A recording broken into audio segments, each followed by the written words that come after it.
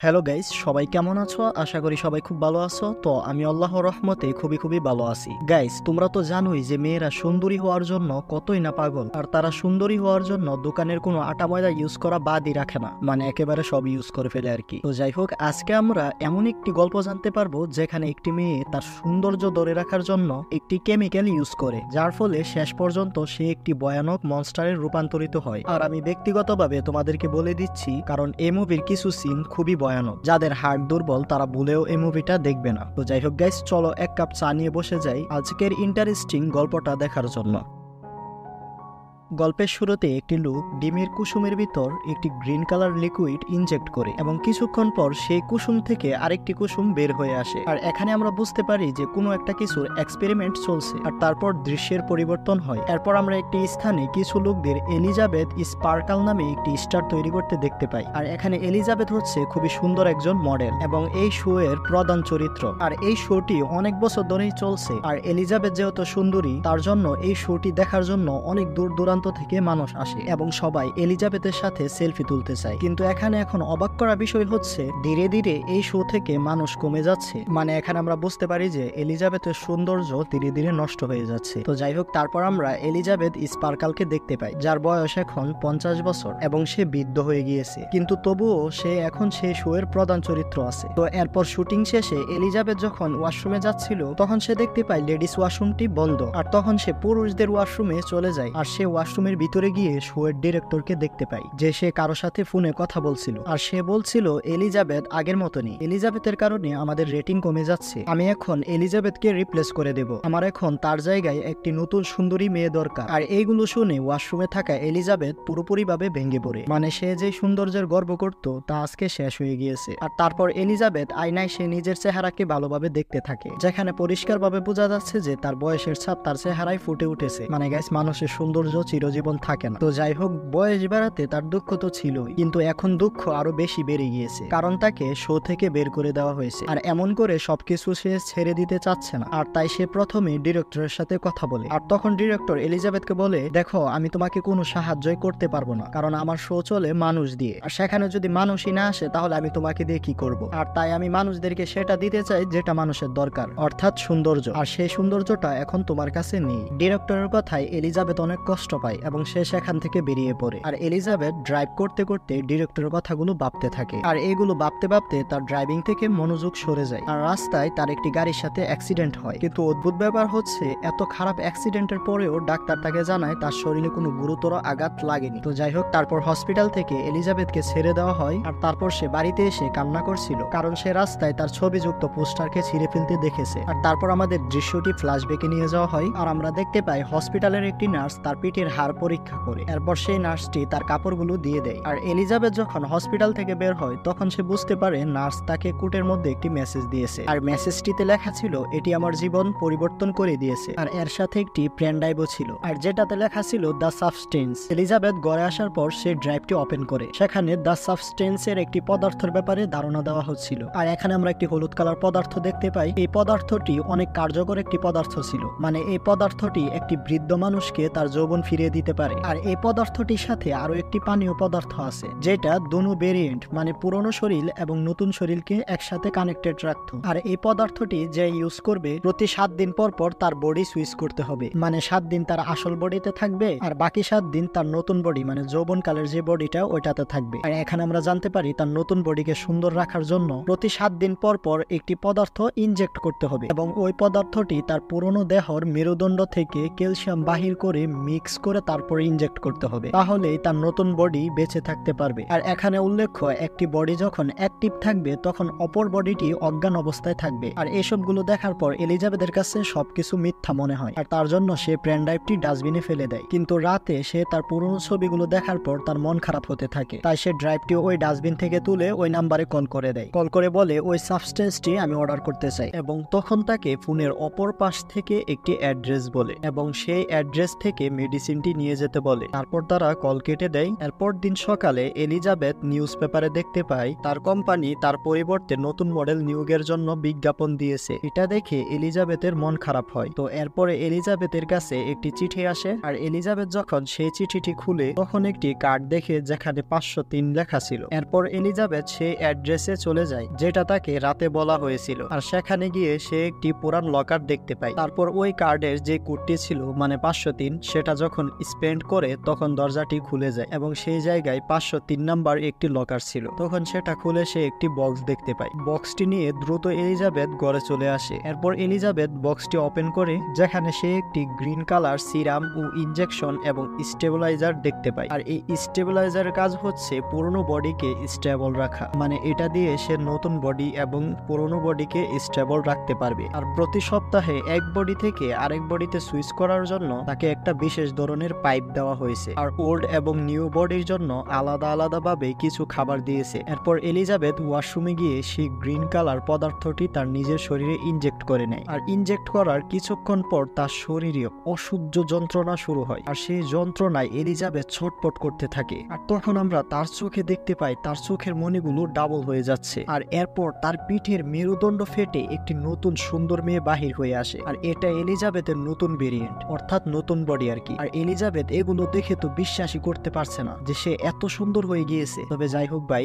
এই মেডিসিন যদি আমাদের বাংলাদেশে পাওয়া যেত তাহলে বেশিরভাগ মেয়ে কিডনি বেঁচে হইলো এই মেডিসিন কিন্তু। তো তারপর এলিজাবেথ তার পুরনো বডিকে সেলাই করতে থাকে, আর পুরনো বডিকে বাঁচিয়ে রাখার জন্য কোম্পানি থেকে যে খাবারগুলো দিয়েছে সেগুলো তার পুরনো বডিতে ঢুকাতে থাকে। তো এরপর দিন সকালে আমরা দেখি এলিজাবেথের নতুন বডির নাক দিয়ে রক্ত বের হচ্ছিল। আর তখন সে ভাবে তাকে তো একটি স্টেবিলাইজার দেওয়া হয়েছে তার নতুন বডিকে অ্যাক্টিভ রাখার জন্য, এবং তাকে বলা হয়েছিল তার নতুন বডিকে অ্যাক্টিভ রাখার জন্য পুরনো বডির মেরুদণ্ড থেকে সিরাম বের করে নতুন বডিতে ইনজেক্ট করতে হবে। আর তারপর সে দ্রুত তার পুরনো বডি থেকে সিরাম বের করে একদিনের হিসাব অনুযায়ী নতুন বডিতে ইনজেক্ট করে দেয়। তো এরপর সে পুরোপুরি নর্মাল হয়ে যায় এবং পুরো কনফিডেন্সের সাথে কাপড় পরে বাইর হয়। আর তারপর সেই শো এর অডিশনে যায় যেখান থেকে তাকে বের করে দেওয়া হয়েছিল। আর এখানে এলিজাবেথের সৌন্দর্য দেখে সবাই একেবারে অবাক হয়ে যায় এবং ডিরেক্টর তাকে দ্রুত সিলেক্ট করে নেয়। আর এখানে এলিজাবেথের নিজেকে শো নামে পরিচয় দেয়। আর তখনই এলিজাবেথের মনে পড়ে তাকে তো সপ্তাহে 2 বার বডি চেঞ্জ করতে হবে। তাই সে ডিরেক্টরকে বলে তার মা অসুস্থ, তাই তাকে প্রতি মাসে 2 সপ্তাহ ছুটি দিতে হবে। আর এলিজাবেথের এই শর্তে ডিরেক্টর রাজি হয়ে যায়, মানে এই 2 সপ্তাহে ছুটিতে সে তার বডিকে চেঞ্জ করবে আর কি। তো যাই হোক, তারপর আমরা এলিজাবেথকে শুটিং করতে দেখি যেখানে তার খুব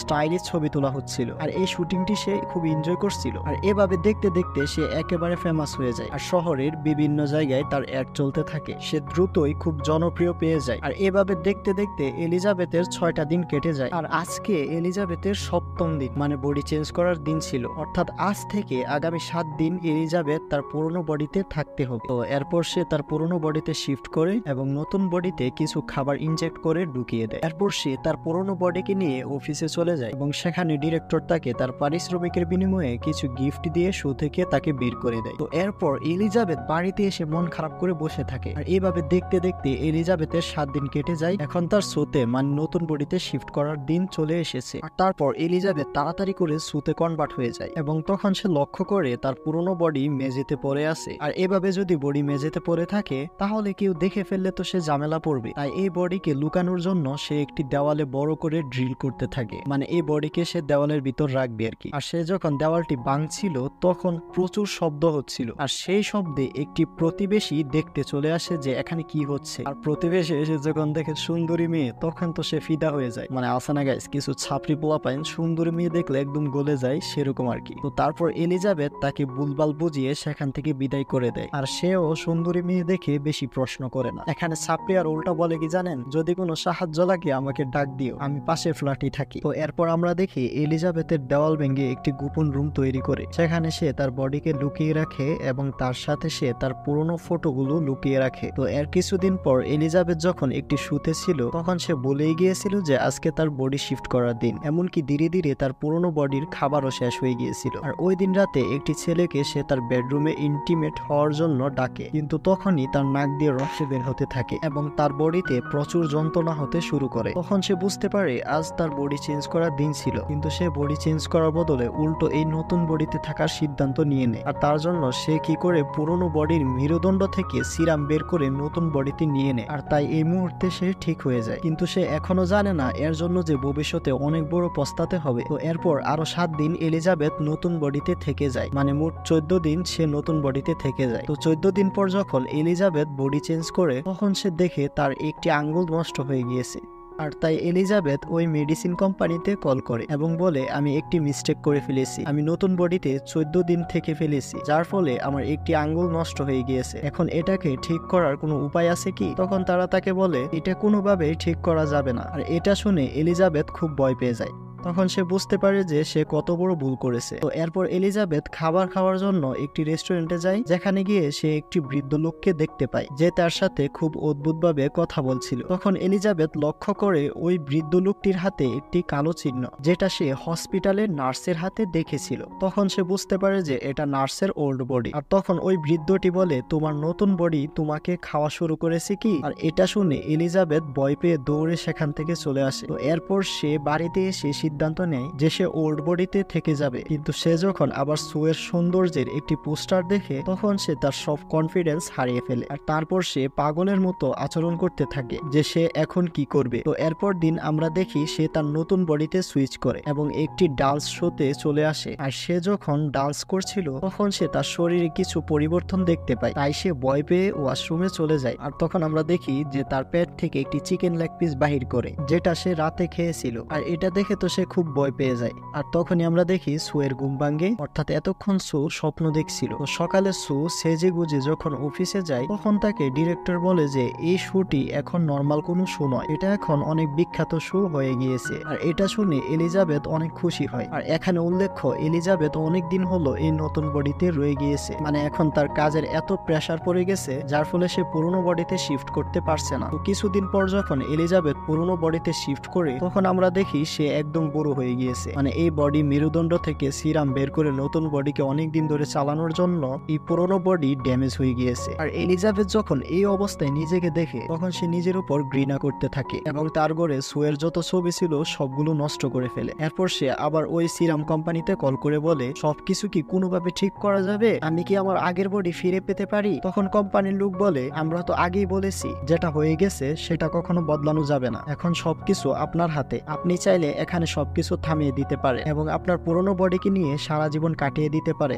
কিন্তু এটা শুনে এলিজাবেথ ডিপ্রেশনে চলে যায়, মানে সে কোনোভাবেই পুরনো বডিতে থাকতে চায় না। আর তখনই অফিস থেকে কল আসে, আর তাই সে দ্রুত বডি চেঞ্জ করে নেয় এবং পুরনো বডি থেকে একেবারে 3 মাসের সিরাম বের করে নতুন বডিতে ইনজেক্ট করে ফেলে। আর এই 3 মাস নতুন বডিতে এলিজাবেথ খুব এনজয় করে। তো দেখতে দেখতে 3 মাস চলে যায়। আর সেদিন সে একটি শো শেষ করে তার রুমে ডেট করার জন্য একটি ছেলেকে নিয়ে এসেছিল। আর আজকে কিন্তু এলিজাবেথের বডি শিফট করার দিন, কিন্তু এই বিষয়টা এলিজাবেথের মাথায় ছিল না, মানে সে ওড়াদোড়া এনজয় করতেছে আর কি। কিন্তু সে হঠাৎ বুঝতে পারে তার নতুন বডি সিরাম শেষ হয়ে গিয়েছে, তাই সে পুরনো বডি থেকে সিরাম বের করতে যায়, কিন্তু আজ কোনো সিরাম বের হয় না। আর এটা দেখে সে ভয় পেয়ে যায়, সাথে সাথে কোম্পানিতে কল করে এবং বলে আজ পুরনো বডি থেকে কোনো সিরাম বের হচ্ছে না। এই কথা শুনে কোম্পানির লোক বলে, আপনার পুরনো বডির সিরাম শেষ হয়ে গিয়েছে, অর্থাৎ আপনি পর্যাপ্ত পরিমাণে সিরাম ব্যবহার করে ফেলেছেন, এখন আপনাকে পুরনো বডি সিরাম তৈরি হওয়া পর্যন্ত অপেক্ষা করতে হবে। আর এটা শুনে সু তো অনেক ভয় পেয়ে যায় এবং তারপর সে কোনো কিছু না ভেবে পুরনো বডিতে শিফট করে। আর তখন রুমে থাকা ছেলেটা অদ্ভুত সব আওয়াজ শুনে ওয়াশরুমের দিকে যায়। আর তখন এলিজাবেথ তাড়াতাড়ি করে ওয়াশরুমের দরজা লক করে দেয়। আর এখানে আমরা দেখতে পারি এলিজাবেথ একদম বুড়ো হয়ে গিয়েছে, মানে এতটাই বুড়ো হয়ে গিয়েছে যে তার মাথার যত চুল আছে সব পড়ে গিয়েছে, তার শরীরের চামড়াগুলো লুজ হয়ে গিয়েছে এবং তার হাঁটা চলা করতে কষ্ট হচ্ছিল। আর বাহিরে থাকা ছেলেটি বৃদ্ধ মহিলার কণ্ঠ শুনে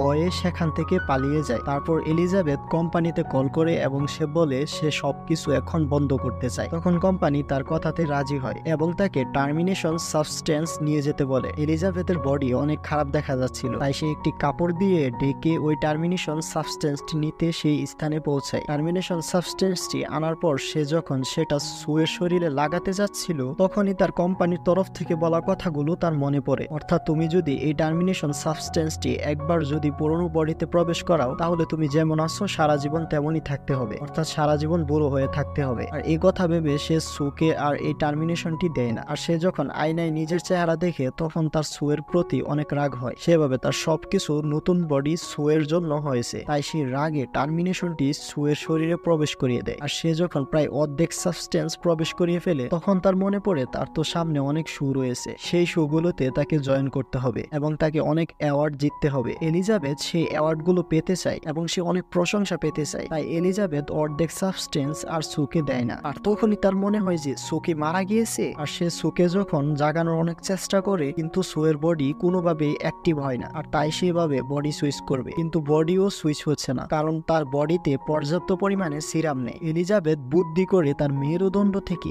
অ্যাক্টিভেটর বের করে এলিজাবেথের বডিতে লাগিয়ে দেয়। আর কিছুক্ষণ পর সু অ্যাক্টিভ হয়ে যায়, অর্থাৎ একই সময়ে এলিজাবেথের দুইটা বডি অ্যাক্টিভ হয়ে যায়। অ্যাক্টিভ হয়ে সু যখন তার সামনে অর্ধেক টার্মিনেশন করা ইনজেকশনটি দেখতে পায় তখন সু টেনশনে পড়ে যায়, মানে নতুন বডি টেনশনে পড়ে যায় যে তার কিছু হবে না তো, এটা ভেবে যে এলিজাবেথ কোনোভাবে তাকে ক্ষতি করবে না তো। আর তাই সে এলিজাবেথকে দৌড়াতে থাকে এবং তাকে মারধর করতে থাকে।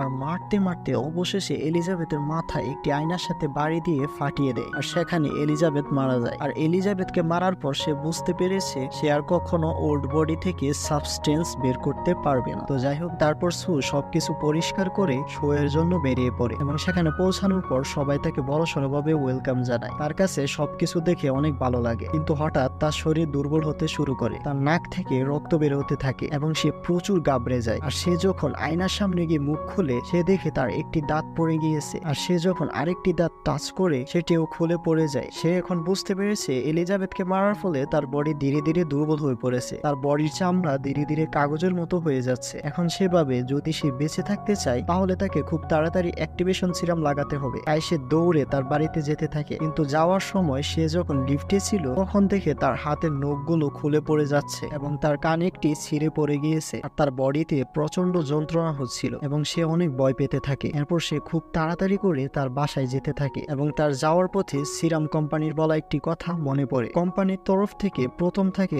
যে সিরামটি দেওয়া হয়েছিল সেখানে কিছু অংশ সিরাম এখনো রয়ে গিয়েছে, কিন্তু সেই সিরামের গায়ে লেখা ছিল এটি শুধু একবারই ব্যবহার করা যাবে। কিন্তু সে কোনো কিছুই পরোয়া না করে সিরামটি তার নিজের শরীরে ইনজেক্ট করে নেয়। আর এটা করার পর তার অনেক যন্ত্রণা হতে শুরু করে। আর তারপর প্রথম সিনের মতো তার পিঠ থেকে সু এবং এলিজাবেথের মিশ্রণে একটি নতুন ভেরিয়েন্ট বাহির হয়ে আসে, যেটাকে দেখে একটি ভয়ঙ্কর মনস্টারের মতো লাগছিল, মানে পুরো বিকৃত শরীর। আর এখন সোয়ের মানসিক অবস্থা এতটাই খারাপ হয়ে যায় সে বুঝতেই পারছে না যে সে এখন কি হয়ে গিয়েছে। সে এখন কোনো কিছুই ডিসাইড করতে পারছে না। সে ভাবতে থাকে এখন সবার সামনে সে কি করে যাবে। আর তখন এলিজাবেথ তার ভয়ঙ্কর মুখের উপর তার একটি সুন্দর ছবি লাগিয়ে সেই শুতে চলে যায়। আর যখনই সেই স্টেজে সেই মাইকের সামনে আসে তখনই তার মুখ থেকে সেই ফটোটি পড়ে যায়। আর এটা দেখে সবাই ভয়ে একদম স্তব্ধ হয়ে যায়। আর তখনই তার শরীরের ভেতর থেকে হঠাৎ করে কি যেন একটা বাহির হয়ে চলে আসে। আর তখনই সবাই ভয়ে চিৎকার শুরু করে এবং এদিক ওদিক ছোটাছুটি করতে থাকে। তখনই একজন লোক বেসবল ব্যাট দিয়ে বাড়ি মেরে এলিজাবেথের মুখ ফাটিয়ে দেয়। তখনই তার বডি থেকে বের হওয়া রক্ত দিয়ে সেখানে সবাই গোসল করে ফেলে, মানে রক্তের বৃষ্টি হয় আর কি। আর সবাই ভয়ে এদিক ওদিক ছোটাছুটি করতে থাকে। আর এদিকে এলিজাবেথের বডি ফেটে দুটুকরো হয়ে যায়। আর সেখানে হঠাৎ করে এলিজাবেথের বডি একটি পোকার মতো করে হেসড়িয়ে যেখানে এলিজাবেথ স্পার্কল নামে স্টারটি ছিল সেখানে এসে বসে যায় এবং সেই জায়গায় এলিজাবেথ আকাশের দিকে তাকিয়ে একটি হাসি দেয় এবং তারপর সেই অংশটিও মোমের মতো গলে যায়। আর এখানে এই গল্পটি শেষ হয়ে যায়।